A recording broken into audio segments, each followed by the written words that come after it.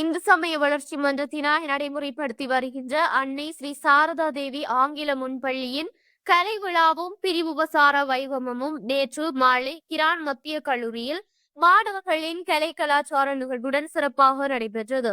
இதன் போது அதிதிகள் மலர் மாலை அணிவித்து வரவேற்கப்பட்டு மங்கள விளக்கேற்றலுடன் இறைவணக்கம், தேசிய கீதம் இசைக்கப்பட்டு தமிழ் மொழி வார்த்தையுடன் நிகழ்வுகள் யாவும் ஆரம்பிக்கப்பட்டன. மாணவர்களின் வரவேற்பு நடனம் அரங்கை அலங்கரித்தது.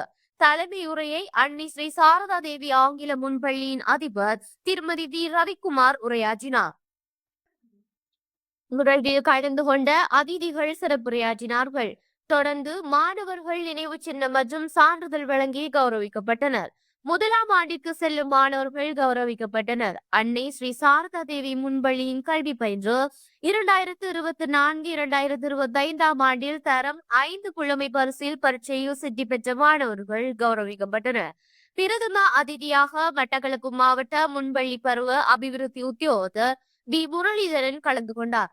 கௌரவ அதிதிகளாக சிவஸ்ரீ பி கஜரூபன் சர்மா, கிரான் பிரதேச பாடசாலை அதிபர்களான எஸ் செல்வசுதேசன், எஸ் இளங்கோவன், என் பிரதீப, ஓய்வு பெற்ற அதிபர் பி ஜே ஜே ஜெயவீர ரத்னம் ஆகியோர்களும் சிறப்பு அதிதிகளாக சட்டத்தரணி கே புருஷோத்தன், முன்பிள்ளை பருவ வெளிக்கள உத்தியோகத்தர் திருமதி வி கயல்வெளி ஆகியோர் கலந்து கொண்டனர்.